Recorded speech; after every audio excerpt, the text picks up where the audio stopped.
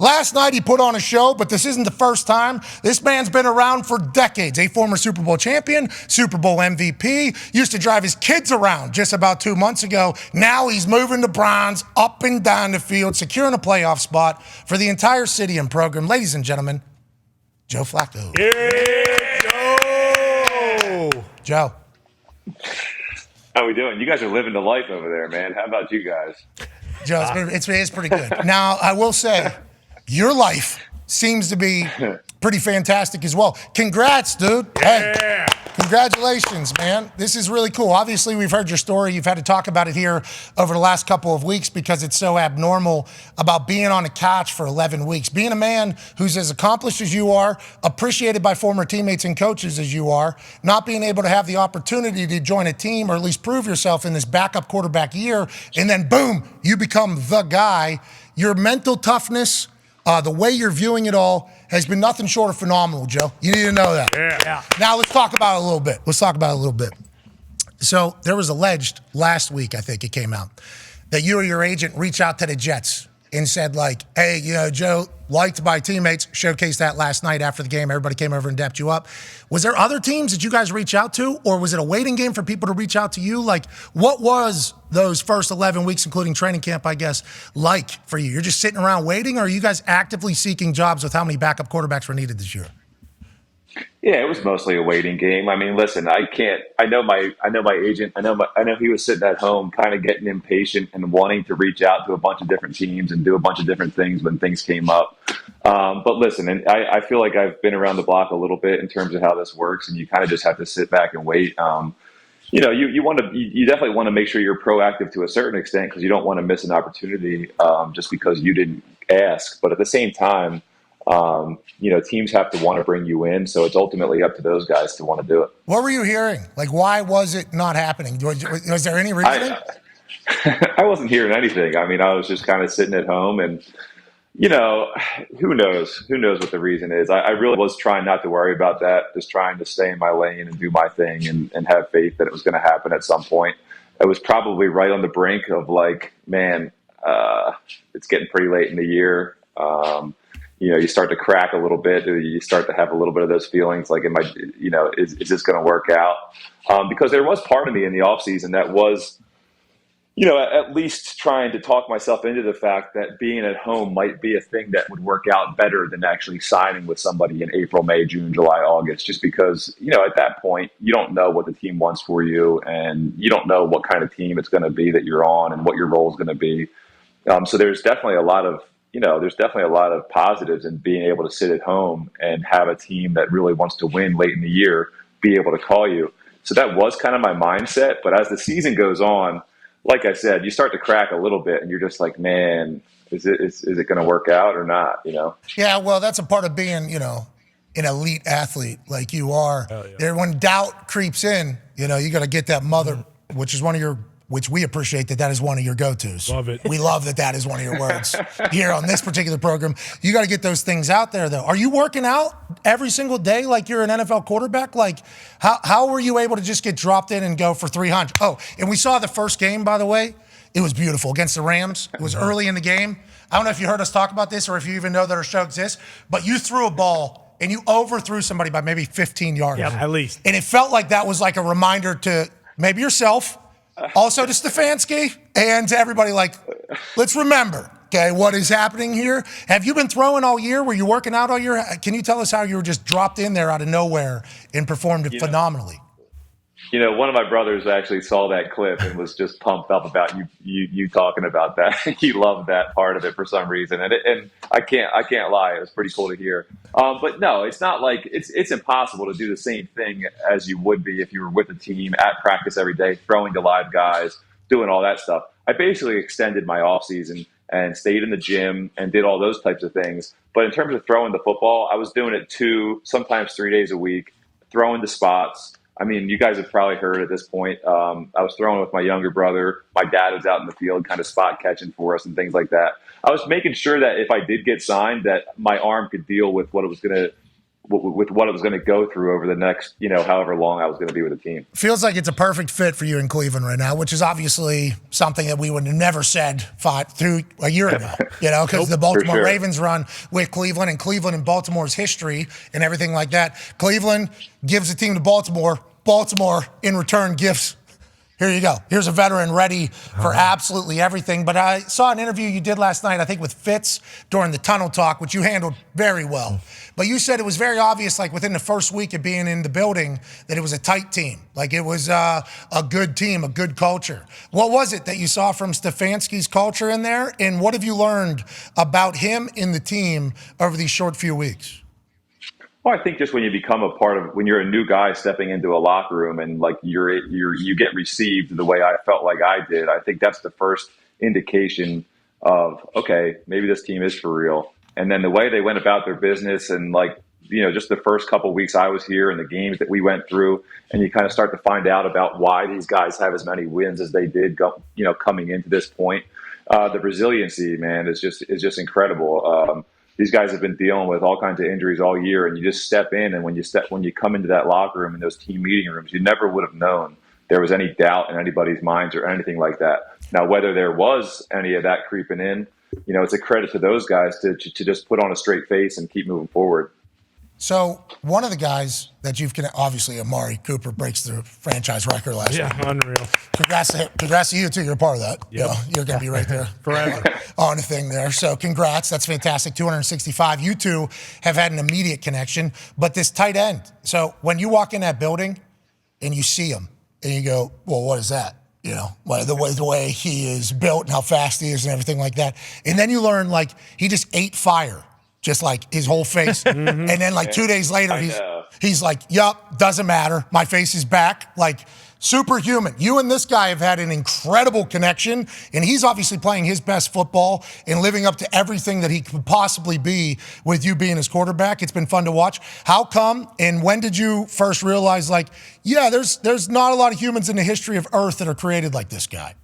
Yeah, man, he's incredible. Funny story, like they must have been watching one of Stavi's videos from like a couple weeks before I got there, a week or two before I got there. So like the first thing that he's doing is just coming up to me and saying, Joe Flacco. And, I didn't realize that they were watching those videos. I mean, everybody sends me his videos, which they're awesome. Atta baby, Stavi! Stavi! That's awesome. We watch them too, yeah. They must have been watching the videos. Yeah, they must have been watching videos of his like a week before I got there. And the next thing you know, I show up in the locker room.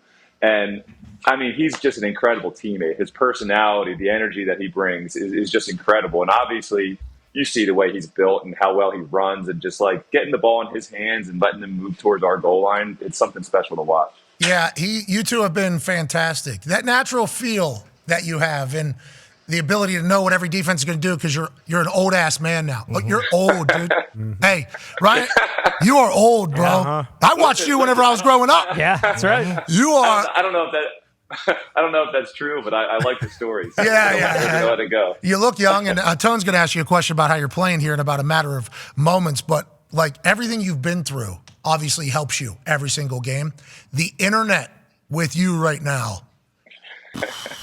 Top tier. Unreal. Yeah. Top tier internet happening with you right now. You are a big time babyface on the internet right now. You need to know that. Especially with how this story could end up. It's going to be maybe greatest internet run for any football person in the history of football, and the league's been around a long time. Did you see this particular tweet here? It was majestic here from Cameron. Practice against Ed Reed and Ray Lewis every day for 10 years, and y'all thought he'd fold to Sauce Gardner. Okay, now, no balls went Sauce Gardner's way, and you are yawning, okay, past the bedtime. I understand you're old man. Past sleepy. Bedtime. Way past bedtime, yeah. Okay, so you're an old-ass man who's falling asleep on the sideline while throwing for 300 yards and clinching a playoff spot for the Cleveland Browns. But, like, how much recall are you having in these games? Like in the first couple games, was it just like riding a bike for you? Was there how much is like coming back to you every single week seemingly? There's nothing like getting thrown out on an NFL football field. I mean, especially when you've done it for a decent amount of time and played as many games as I have, it definitely comes back to you pretty quick because you get all those same senses kind of come rushing in.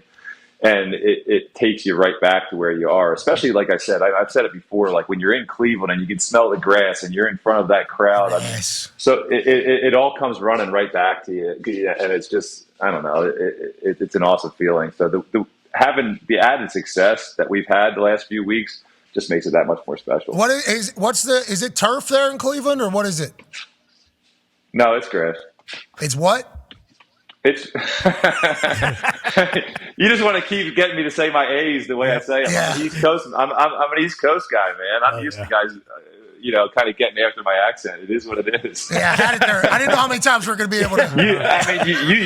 You sound like you got a little Pittsburgh to you. A little bit. Where are you actually from? Yeah, a little bit. Yeah, a little bit there. It is like whenever they put your resume together at the end of this thing, the guys you've played against. Man. Yeah. And then, like, the guys you completed passes to, and now this 2023 resurgence. It's a beautiful thing. Tone has a question for you, Joe. Yeah, Joe, I'm a Steelers fan, so I watched a lot of Joe Flacco career. I get me saying this is going to, or even asking this is going to be stupid because the run that you had in 2012 with the Super Bowl was all time. But does this stretch that you're on with the Browns, does that rank up there as far as the best that you've played in your career? I think if you look at it statistically, you could probably say that. But I think, I think it would be hard to say. I think in terms of how this feels, I mean, it's definitely one of the most special runs up to this point. So we just got to keep it going. But it doesn't always come down to statistics and throwing for 300-yard games and throwing touchdowns and things like that. There's other ways to play good games, so it would be tough to rank it off the top of my head. But I can just tell you the way it's ESPN. Rank it, okay? It's ESPN. Rank it now. It just the way it feels like, and then having grown kids and more people that I just couldn't care more about to enjoy it with. You can't. It's tough to describe how special that part of it is. So it happens in the wrestling business where guys are at the top of WWE. They have kids. By the time their kids are old enough to be wrestling fans, dad, mom, not there yet, right? Not still there. Right. So then they go back and have a run, and it's like they're getting a chance to show their kids almost what they are. Like, you've heard about this.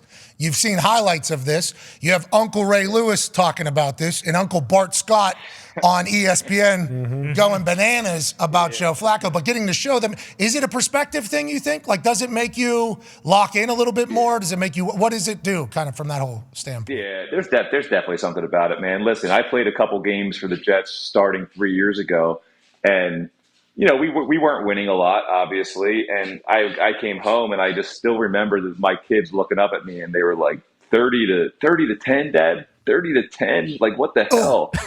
And I remember getting on the floor with them and for the first time in my life, Googling Joe Flacco and watching highlights against us, beating the Pittsburgh Steelers, just so I could show them Joe, kind of, who their dad was, hey, I didn't always lose 30 to 10. And now to have this experience and get them experience it in real time is unbelievable. They'll always remember it, They will always remember it. In the perspective thought of it, because I'm a journalist. I don't know if you know that, Joe. I'm a journalist. What's so funny? You laughing about, Joe? Dude, I can't say nothing about that. You've been unbelievable. I'm a journalist, dude. Yeah, let's go. Away from game, might lose game, thinking about cracking, letting the doubt kind of seep in. Maybe you're not going to have football. Because I think you said in one of the post-game speeches in the locker room where you said, I feel like I'm a 10-year-old out here. Is that real? What, and why is that, you think? Listen, man, no matter what you do for a living, you look at it as a job to some extent. But I think you still have to remind yourself every now and then how lucky you are. Even when you're playing day in and day out, you have to remind yourself, you have to take a step back and remind yourself how lucky you are to play a child's game. And people always say that, but it's just so hard to do when you're in the moment. So when you get to have a couple years of, not playing as much football as you wanted to, and then sitting at home on the couch a little bit, it definitely can kind of change your view on things and just allow you to kind of approach these games with a little bit different perspective.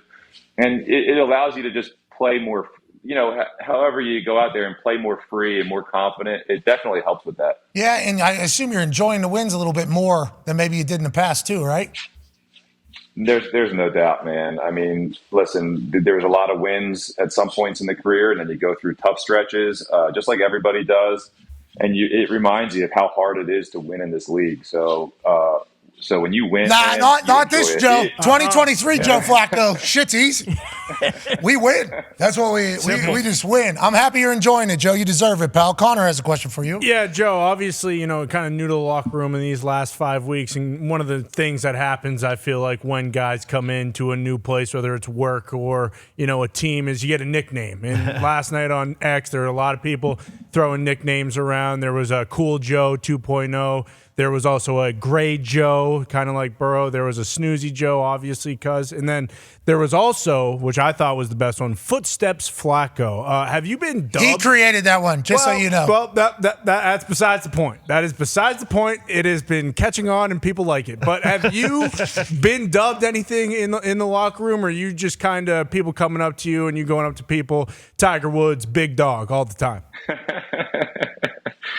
Yeah, I don't think so, man. You have to ask. You could probably ask Njoku and stuff like that, what some of the guys are saying. But it's crazy just the way they look at you. They look at me like I'm like 60 years old. So who knows what the nicknames are? I'm sure they'll keep coming in, and hopefully everybody has fun with it, man. The internet, like you guys are talking about, the internet. People are creative, man. It's insane what people can come up with. It's a lot of fun to people. Listen, I try to avoid looking at that stuff, but you can't. Everybody sends you everything, and you end up seeing it all. And it's a blast. Yeah, shout out to your brother, by the way. Shout our clip to you, man. I'm a big fan of that guy. What's his name? Tom. Hey, baby, Tommy. Tom Flacco. Tommy Flacco. Ty has a question for you, Joe. Joe, obviously, you're in the moment right now and everything is incredible. You guys still have everything ahead of you. But from where you were at just like a couple, months ago, has your mind started to kind of wander to next year yet? Just like the fact that, like, hey, there's a chance that you're going to get another $100 million. And, like, you do still have a lot of good football left. Like, has any of that type of stuff started to creep into your head yet about wanting to play more, and whether that's in Cleveland or somewhere else or whatever may happen? Have you started to think about any of that kind of stuff yet, or is it tough when you guys are kind of right in the middle of this, potential playoff run here? Only to the extent that, like, I think people still, even though I've kind of made it clear that I want to play, people still have that question, like, dude, you're sure you still want to play? And I'm like, yeah, dude, I still want to go. And why do you think they wonder? Because you're old, family? What do you think? I don't know. I think, listen, I think part of it is it's not too many times that you play with a team for a really long time and then it doesn't work out and you kind of get a little injured and this happens and that happens, but you're willing to kind of take that backup role and do this and in hopes that at some point you can get back to that level where you think that you should be. I think to a lot of people, you can look at that from the outside and say, oh man, he could have hung it up a year or two ago and been perfectly fine with, however he felt about it. But that's just not what I wanted to do. I just kind of felt like I needed to keep going and felt like I owed it to myself to keep going. So I think that definitely factors into it. How's the body? It feels great, man. I mean, listen, these guys are doing a great job of protecting me. I got a lot of room in the pocket right now. And, as a quarterback, it's always week to week. One week you're completely clean. The next week you get blown up 30 times and you don't feel as good, but it's been great, man. You having all those answers, by the way, from playing so long is such a weapon for the Cleveland Browns, which doesn't make sense why nobody else, you get hit in the head, Quinnen. Yeah. Hey, you knee drive. Where was the flag on that, by the way? Oh, I asked the same question, Joe. Anybody else is getting that call, by the way, especially this year. How about you knee driving right there, though? How about that, huh? How about it? Classic footsteps. How about Classic footsteps. And then Ford obviously finishing it for you. What a great job. Yeah, that was awesome. Yeah, it is awesome. But, like, body feels good, huh? You were running sprints all year? Like, I pulled a hamstring, what was that, 2 weeks ago? Yeah. I pulled a hamstring in here running a sprint. I'm 36. I'm younger than you are. Like, body feels good. Like, you're in great shape right now, it seems like, right? Yeah, I feel great, man. Hey, listen, I've gotten in a routine the last 15 years of kind of understanding how to take care of my body. It's just kind of part of life now. Shout out to my trainer, Brian Kane. I mean, I owe it to him. I mean, he's kind of kept me in shape over the last 15 years, and it's been unbelievable. You eat weird or you eat, like, good food? Listen, I follow stuff a good portion of the year, and then I go off the rails a good portion of the year. It is what it is. You have to do everything, in little spurts. So I enjoy my sweets. I gotta keep it down with those, but holiday season too. Big win. Oh yeah. He's probably always at Jimmy's too. Well, that's what I'm saying. Chuck Pagano. For sure. Hey, that place started potentially with their little cicada festival parade. They had Jimmy's Famous, great food, unbelievable food. Yeah. But people are saying that COVID started at the cicada festival In Malta. that they had. How did you hear that, Joe? I don't know if you heard that. I didn't hear that. No. It must have just been a rumor, I guess. I don't know who started it. That place is awesome. Ask around Cleveland, they'll tell you. Yeah, ask them how it's going. All right, Joe, we appreciate taking up this amount of time in your day. Okay. Yeah, fellas, I appreciate it, man. It's been awesome. Congrats on the run right now. And football's football, so who knows what the hell everything else looks like. But I'm happy that you'll be able to have this run forever right now with the Cleveland Browns. And shout out to Cleveland being the team that took a shot on you. Andrew Berry's a good man. You got it. All right, cheers, man. Ladies and gentlemen, quarterback of the Cleveland Browns. Future Hall of Famer, Joe Flacco. Yeah, Joe. Baby Joe.